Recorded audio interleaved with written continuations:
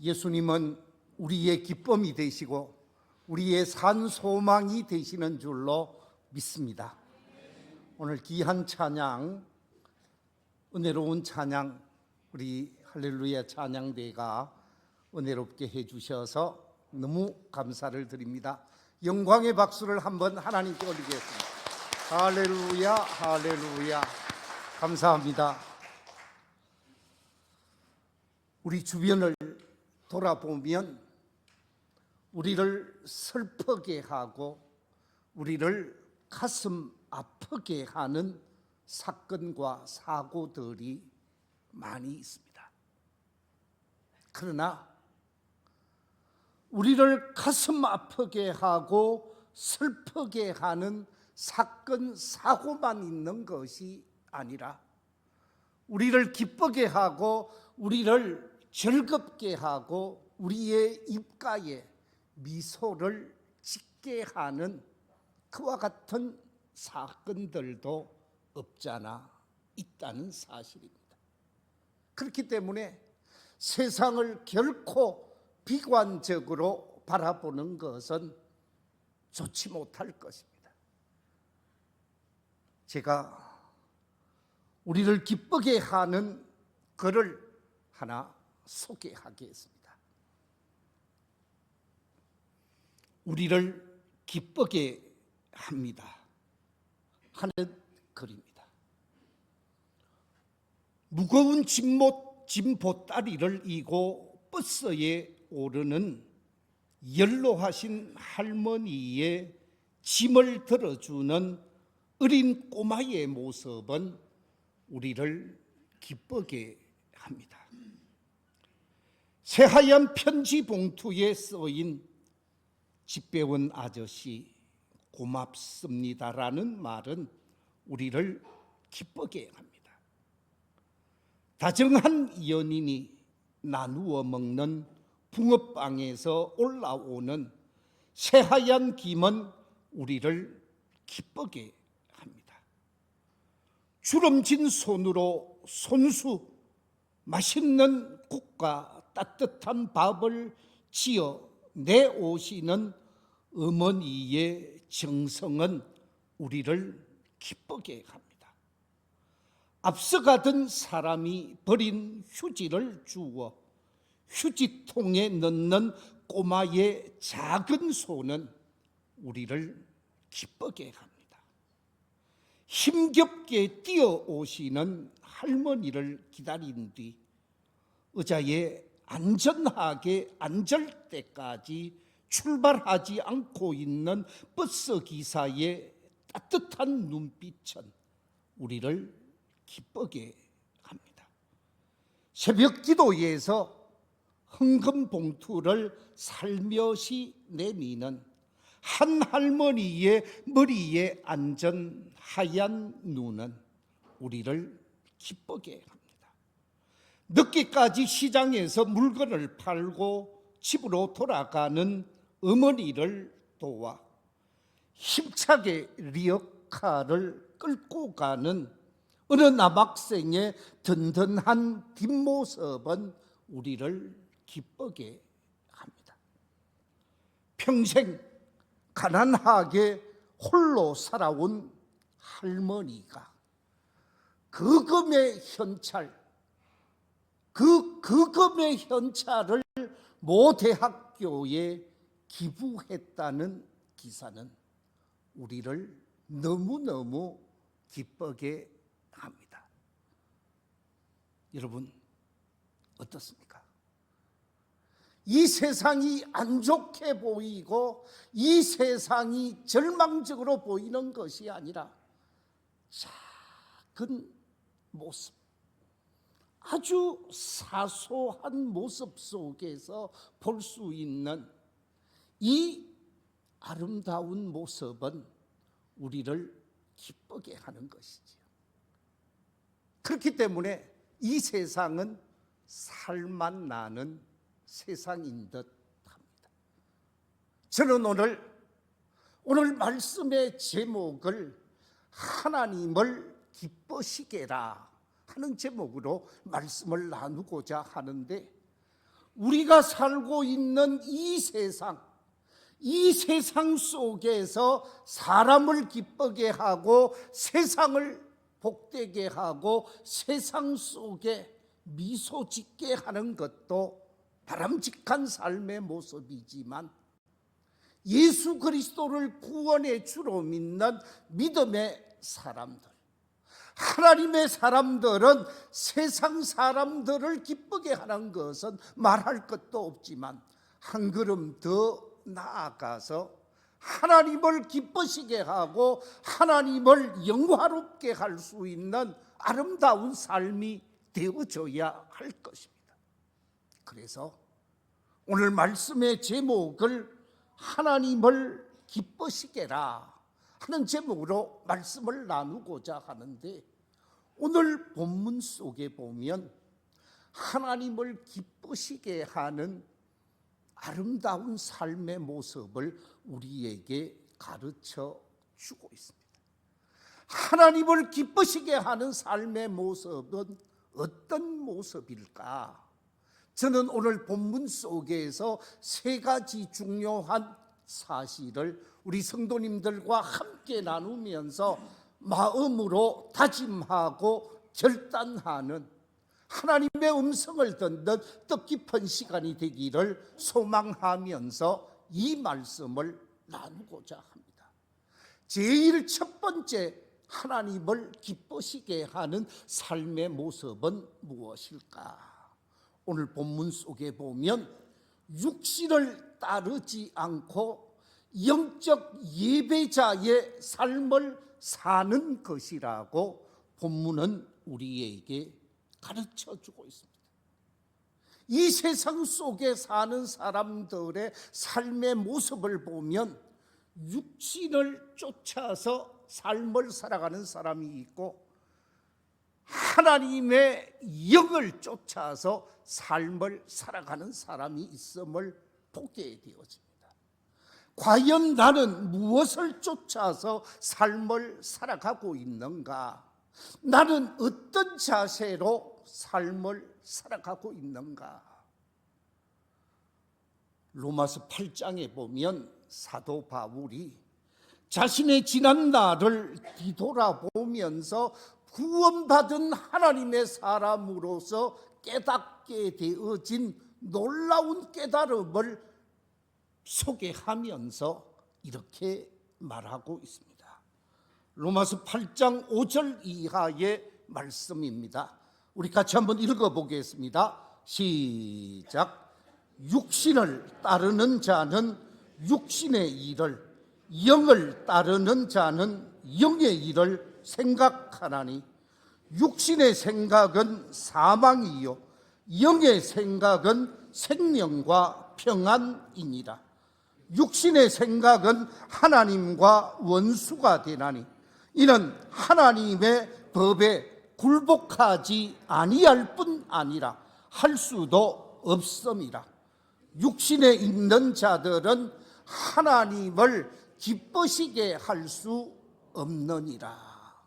그렇습니다.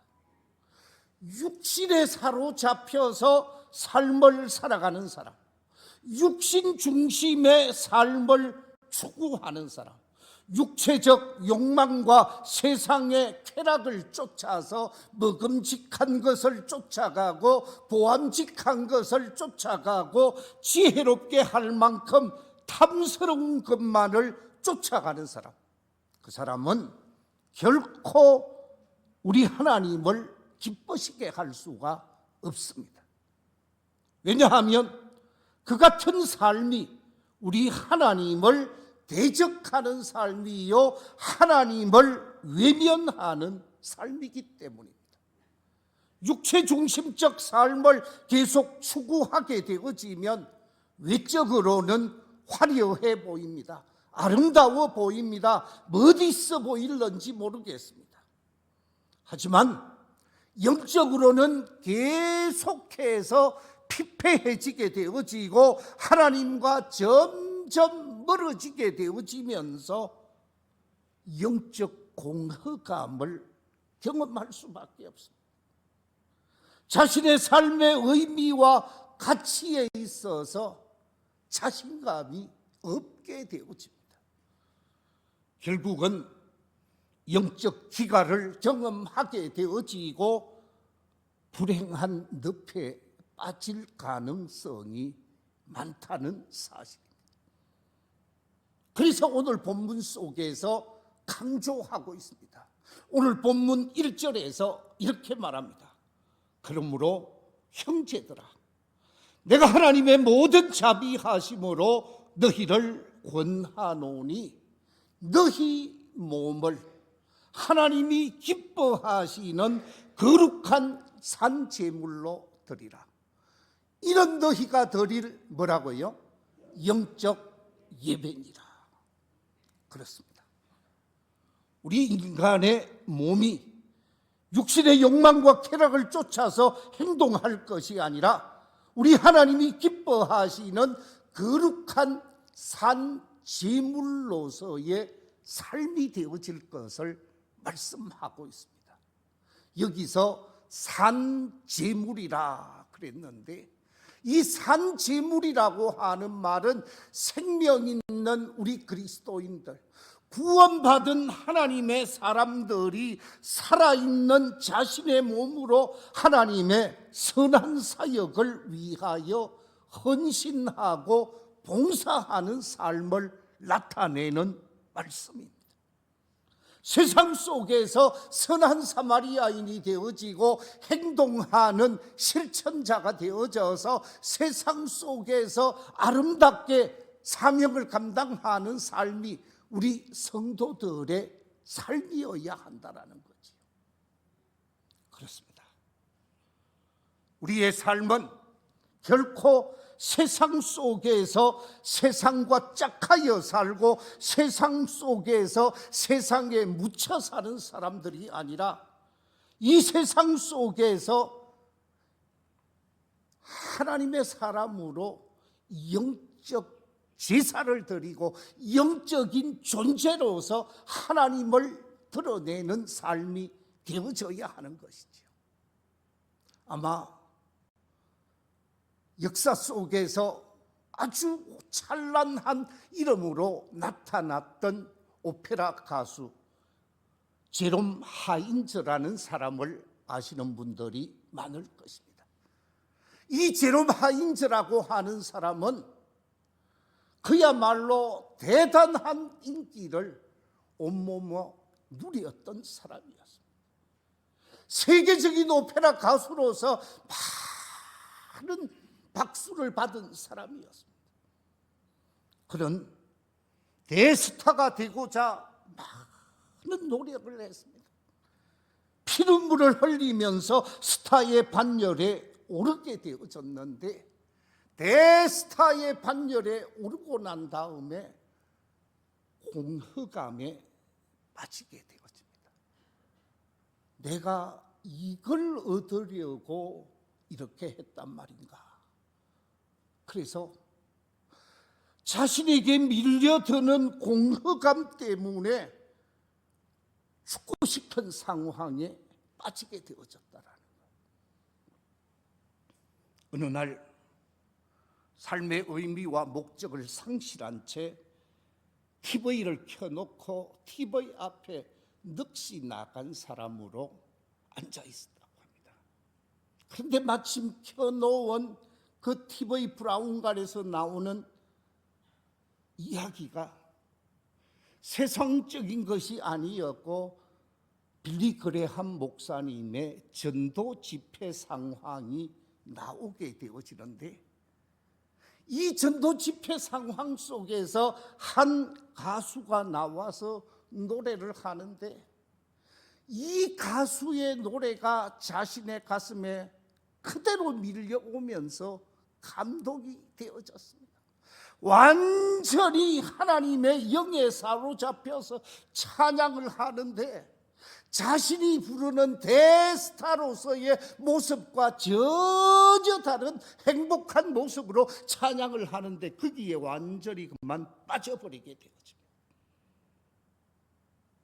찬양의 은혜를 경험하게 되어진 이 하인즈가 다음으로 이어지는 빌리 그레함 목사님의 설교에 감동을 받고 예수 그리스도를 영접해서 믿음의 사람이 되어집니다.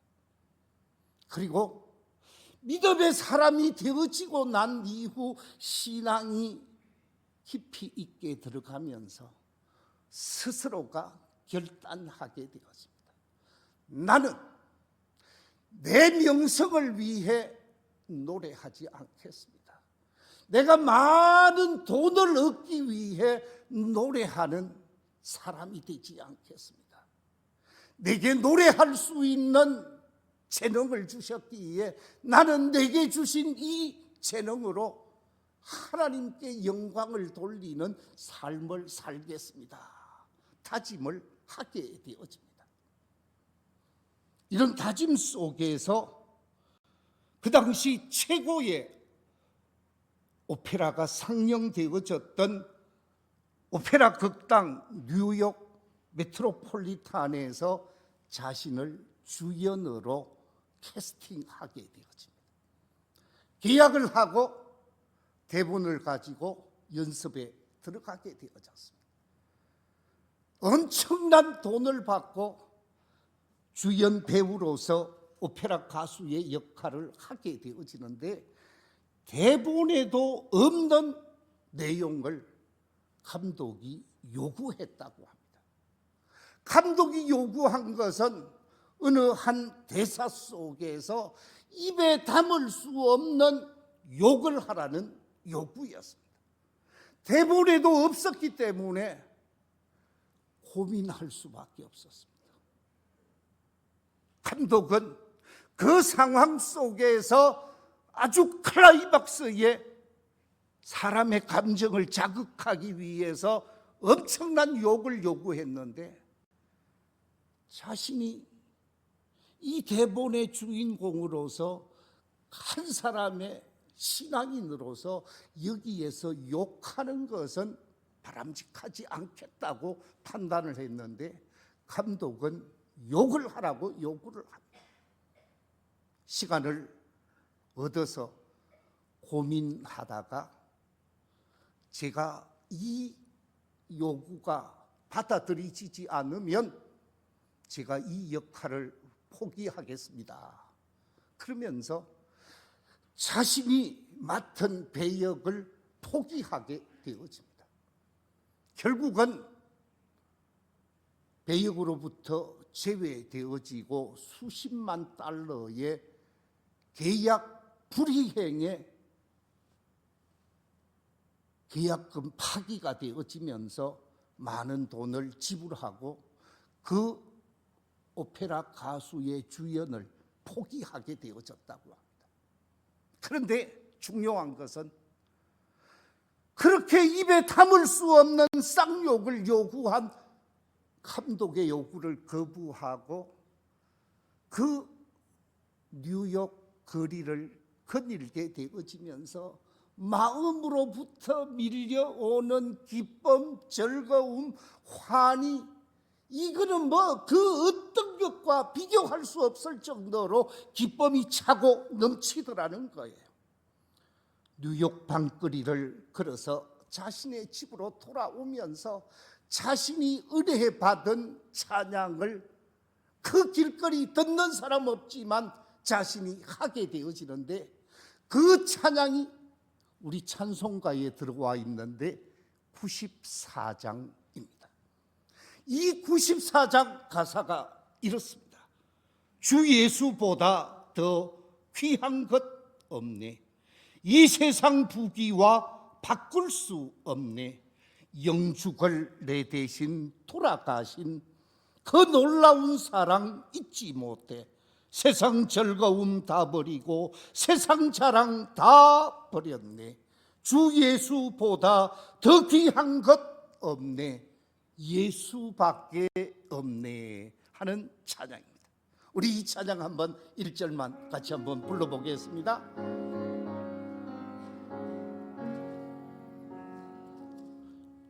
주 예수보다 더 귀한 것은 없네.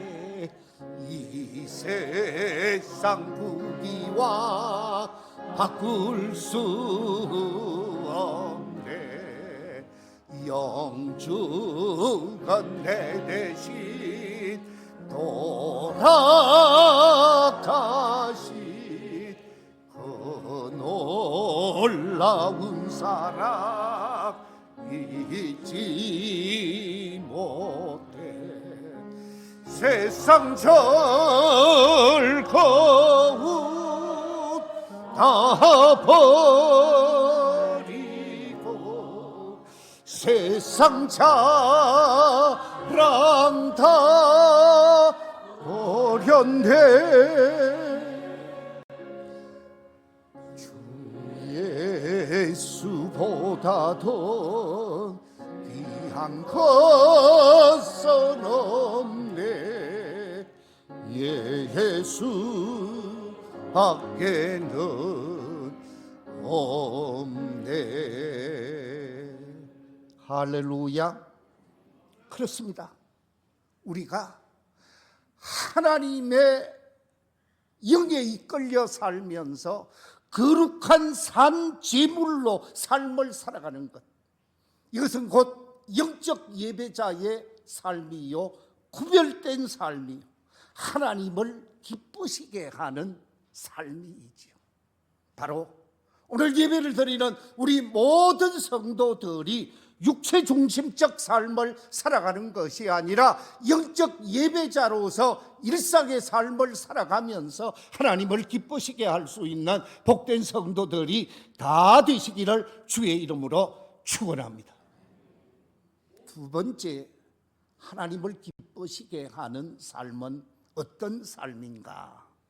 오늘 본문 속에서 우리에게 말씀하시기를 하나님의 뜻을 분별하여 그 뜻을 추구하는 삶이 하나님을 기쁘시게 하는 삶이라고 오늘 본문은 우리에게 말씀해 주고 있습니다. 오늘 본문 2절 말씀 같이 한번 읽어보겠습니다. 2절입니다. 시작.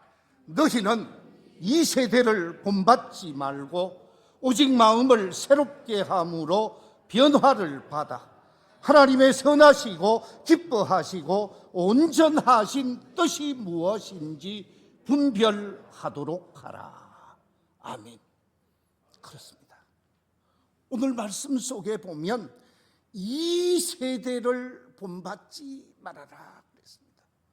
여러분, 우리가 살아가고 있는 지금 이 시대, 어떤 시대입니까?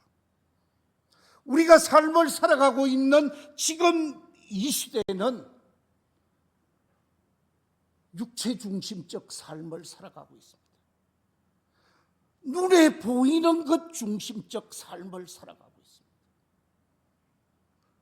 향락을 쫓아가고 유행을 쫓아가고 쾌락을 쫓아가고 있는 것이 지금 이 시대입니다. 오늘날 많은 사람들이 권력을 쫓아가고 재물을 쫓아가고 자기 명예를 쫓아가면서 어떻게 하든지 이 세상 속에서 즐기며 살 것인가, 힘을 쓰며 살 것인가, 세상적, 오늘날의 이 세상적 현상은 철저하게 눈에 보이는 육체 중심, 세상 중심적 삶을 추구하는 것이 오늘의 현실입니다. 이런 현실 속에서 정의도 진리도 의도 다 내팽개치고 자기 중심적으로 모든 걸 해석하고 있는 이런 시대가 오늘 21세기인 것 같습니다. 돈을 사랑하고 쾌락을 사랑하고 세상 속에서 그야말로 부끄러운 삶을 조금도 부끄럽게 여기지 않는 그런 힘 있는 사람들의 모습을 우리가 오늘날 보고 있습니다. 그런데 오늘 성경은 이 세대를 뭐 하지 말라고요? 본받지 말아라. 그리고 하는 말이 하나님의 선하시고 기뻐하시고 온전하신 뜻을 깨닫고 그 뜻을 쫓아서 삶을 살아라. 그것이 하나님을 기쁘시게 하는 삶이다 라고 말하고 있습니다. 그렇습니다. 이 세대를 쫓아서 살아가는 삶이 아니라 말씀을 쫓아서 사는 삶이 되어져야 하고, 진리를 쫓아서 사는 삶이 되어져야 하고, 의를 쫓아서 사는 삶이 되어져야 합니다. 마태복음 16장에 보면 예수님께서 이 가이사라 빌립보 지방에서 사람들이 나를 누구라고 하느냐 질문을 했지요. 그때 다양한 이야기를 들었지만 시몬 베드로의 신앙 고백을 받게 되어집니다. 주는 그리스도이십니다. 살아계신 하나님의 아들이십니다. 이 신앙 고백을 하고, 바요나 시몬아 네가 복이 있도다, 내가 천국 열쇠를 네게 주겠다 그러면서 바요나 시몬 베드로에게 엄청난 축복을 하게 되어지지요. 그 다음에 예수님께서 하시는 말씀이, 내가 이제 예루살렘에 올라가게 되어지면 예루살렘에 가서 대제사장을 비롯한 종교 지도자들에게 체포를 당하고 박해를 받고 매맞음을 받고 죽게 되어질 것이다. 그러나 죽지 않고 나중에 사흘 만에 다시 살아나게 되어질 것이다 하는 말을 하게 되어집니다. 내가 가서 많은 고난을 당하게 되어지고 박해를 당하게 되어질 것이라고 얘기를 했더니, 그 말을 듣게 되어진 베드로가 주님을 가로막으면서 했던 말이 마태복음 16장 22절 말씀입니다. 이렇게 기록되어져 있습니다. 베드로가 예수를 붙들고 항변하여 이르되 주여 그리 마옵소서, 이 일이 결코 주께 미치지 아니하리이다. 예수님은 박해받아서 안 됩니다. 예수님은 죽어서 안 됩니다. 예수님은 고난당해서 안 됩니다. 예수님은 우리와 함께 있어야 합니다 라는 의미로 가로막았습니다. 그때 예수님께서 베드로에게 뭐라고 얘기를 합니까? 우리 같이 마태복음 16장 23절 말씀 같이 한번 읽어보겠습니다. 시작. 예수께서 돌이키시며 베드로에게 이르시되 사탄아 내 뒤로 물러가라. 너는 나를 넘어지게 하는 자로다. 네가 하나님의 일을 생각하지 아니하고 도리어 사람의 일을 생각하는 도다. 베드로를 향하여 조금 전에 천국 열쇠까지 주었는데 그 베드로를 향하여 사탄이라고 매몰차게 말씀하시면서 너는 하나님의 일을 생각하지 아니하고 사람의 일을 생각하는 사람이구나. 너는 하나님의 뜻을 분별하지 못하고 인간적으로 판단하는구나 라고 말하고 있습니다. 그렇습니다. 인간적인 생각을 쫓아갈 것이 아니고 하나님의 뜻을 쫓아가며 그 뜻을 준행하며 사는 삶이 하나님을 기쁘시게 하는 삶이라는 것입니다. 이 자리에 계신 우리 모든 성도들이 인간적인 판단, 혈연적인 판단, 이런 판단이 아니라 정말 하나님의 뜻을 발견하고 그 뜻에 합당하게 삶을 살아가면서 하나님을 기쁘시게 하는 복 있는 성도들이 되시기를 주의 이름으로 축원합니다. 마지막 한 가지 더 말씀을 드리겠습니다. 세 번째 하나님을 기쁘시게 하는 삶이 무엇인가? 오늘 본문 6절 이하 8절 속에서 말하고 있는데, 주어진 은사에 따라 사명자의 삶을 사는 것이라고 말씀하고 있습니다. 내게 주어진 은사, 그 은사에 따라서 행동하고 사명을 감당하는 것이 하나님을 기쁘시게 하는 것이라는 거예요.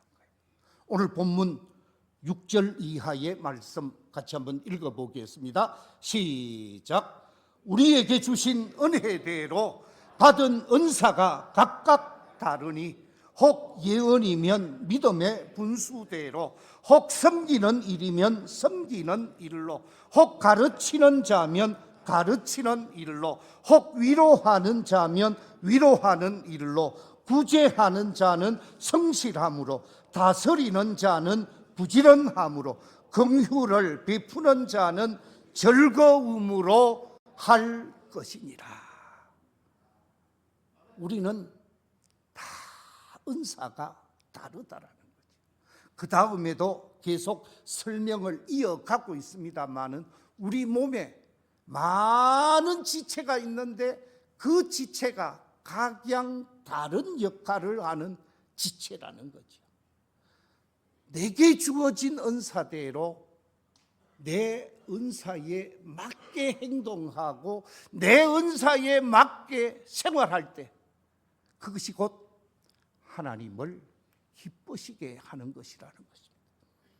하나님께서 내게 주신 은사를 내가 깨닫고 그 은사를 잘 활용하며 사는 것, 선용하며 사는 것이 하나님을 기쁘시게 하는 것이라는 거예요.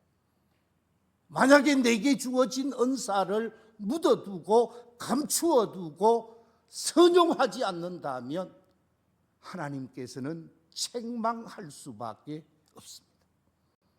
여러분에게 주어진 은사가 무엇입니까?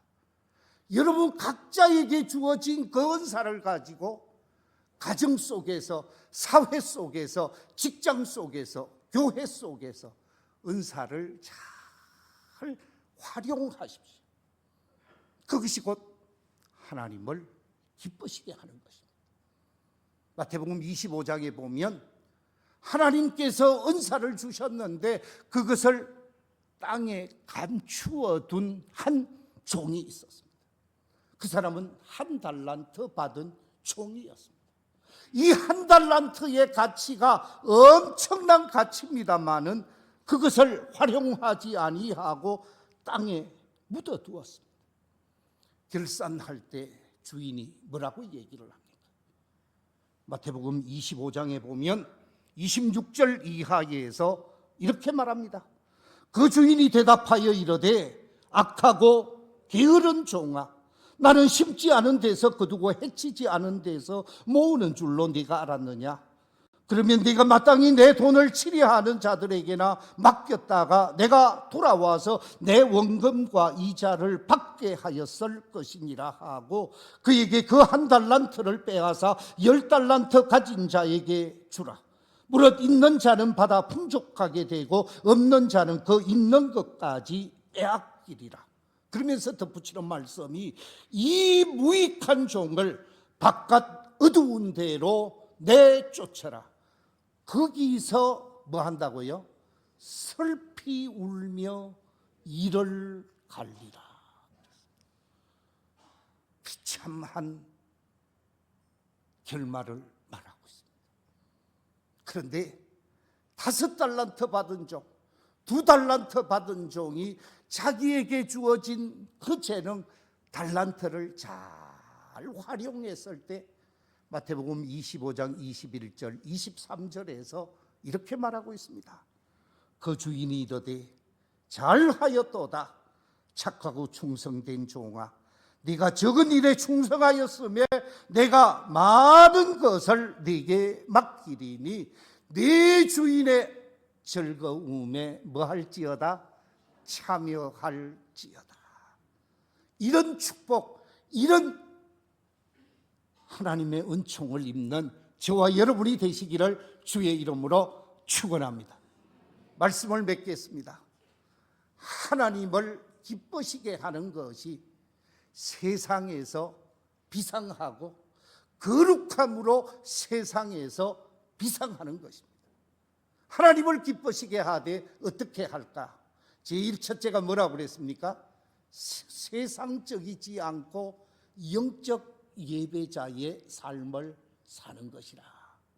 두 번째는 하나님의 뜻을 분별하여 그 뜻을 추구하는 삶이라. 세 번째는 주어진 은사에 따라 사명자의 삶을 사는 것이라 그랬습니다. 하나님을 기쁘시게 하는 아름다운 삶이 2026년 우리 모든 성도들의 삶의 현장에서 아름답게 피어나고 꽃피게 되시기를 주의 이름으로 축원합니다.